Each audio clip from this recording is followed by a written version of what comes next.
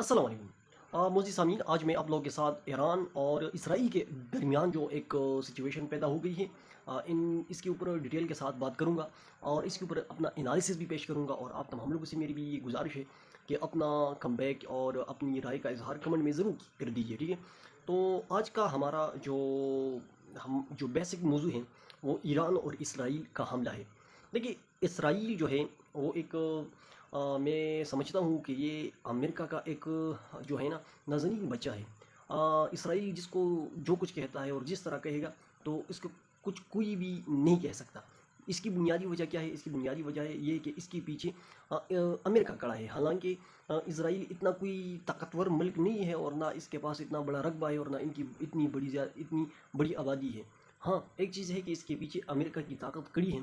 और इसराइल ने ईरान को इस वजह से टारगेट किया है। हालांकि इससे पहले हमास को टारगेट करना इसराइल का बुनियादी जो नुक्ता था वो ईरान को कमज़ोर करना था, क्योंकि हमास को कमज़ोर करना असल में ईरान को कमज़ोर करना था। तो मेरे ख्याल में सबसे पहले इसराइल ने हमास को कमज़ोर किया और फिर इसके बाद इस खत्ते में इसराइल जो अपने आप के लिए सबसे बड़ा दुश्मन तस्वर करता था वो ईरान को तस्वर करता था, क्योंकि ईरान अगर इतनी ताकत बना देता या बन जाता तो यकीन इसराइल को ये शक था और इनको ये बहुत बड़ी फ़िक्र थी कि ये हमारी ज़िंदगी यानी हमारे मुल्क के लिए इंतहाई ख़तरनाक होगा। तो इस वजह से उन्होंने ईरान के लिए मुख्तलिफ बहाने ढूंढे। और हालांकि ईरान बिल्कुल जंग के फेवर में नहीं था और उन्होंने हमेशा सलीसी का किरदार अदा करने की कोशिश की और जितने भी मसाइल थे इसको डिप्लोमेटिक तरीके से हल करने की कोशिश की। लेकिन इसके बावजूद चूँकि इसराइल जो है इसके पीछे अमेरिका खड़ा है तो उन्होंने हालांकि अमेरिका के साथ ईरान और अमेरिका के दरमियान कुछ टॉक शॉक भी हो रहा है, ये नहीं हो रहा था। लेकिन इसके बावजूद भी अमेरिका के कहने के बावजूद भी इसराइल ने अपना जो अहदाफ थे उनने ईरान में सेट करने की भरपूर अंदाज में कोशिश की और वो तकरीबन कामयाब भी हुए।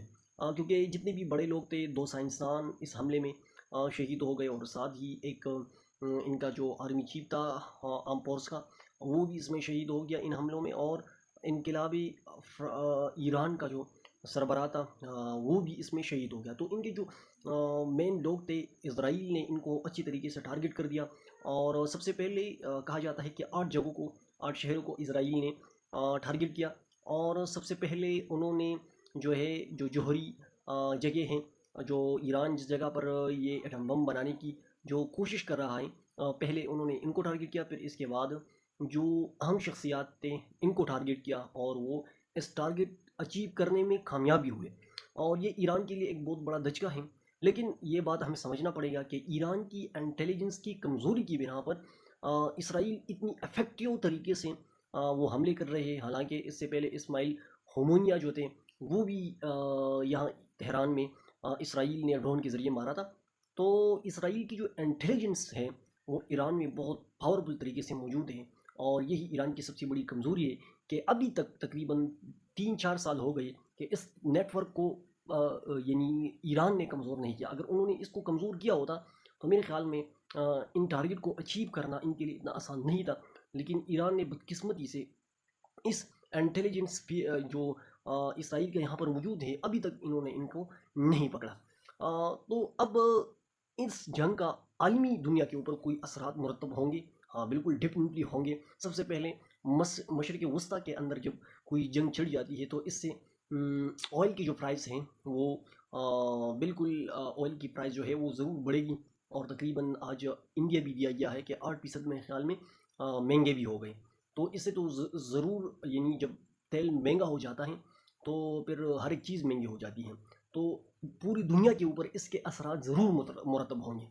और अब ईरान को क्या फेवर करता है और इसराइल को क्या फेवर करता है? चूँकि ईरान अब मेरे ख़्याल में जो नुकसान ईरान को दिया गया है वो ज़रूर इसका बदला लेने के बगैर मेरे ख़्याल में नहीं बैठेंगे। और अगर उन्होंने बदला लेने की कोशिश की तो जाहिर सी बात है कि फिर इसराइल के साथ वहाँ पर अमेरिका के अड्डे भी मौजूद हैं। तो ईरान का जो फिर टक्कर होगा वो असल में अभी भी अमेरिका के साथ है। इसराइल इतनी मजबूत नहीं है अगर अमेरिका का हाथ इसके सर से उठा दिया जाए। बाइडन एडमिनिस्ट्रेशन में भी नेतन्याहू ने भरपूर अंदाज में जो इसराइल के वज़ीर आज़म हैं उनने कोशिश की कि उस वक्त भी कि मैं ईरान के ऊपर हमला कर दूं। लेकिन अमेरिका की जानिब से इनको फुल इजाज़त नहीं मिल चुकी थी। तो इस वजह से जब ट्रम्प की इलेक्शन हो रहा था तो ज़ाइनिस्ट लॉबी ने भरपूर अंदाज में ट्रम्प की कैंपेन को लीड किया और इनको जिताया। और अब वो यही तवक्को करते हैं कि हम ईरान के ऊपर हमला करेंगे और अमेरिका हमारा ज़रूर साथ देगा। तो अभी तक सिचुएशन तो यही है, ईरान ने 100 ड्रोन भेज दिए हमला करने के लिए, लेकिन मेरे ख्याल में वहाँ पर उनका जो डिफेंस सिस्टम है वो बहुत मजबूत है। तो ईरान को कुछ बड़ा करना पड़ेगा, जो भी अगर वो अभी भी इसके ऊपर खामोशी इख्तियार कर लेते हैं तो मेरे ख्याल में फिर ईरान को इस खत्ते में इनके लिए रहना ही मुश्किल हो जाएगा।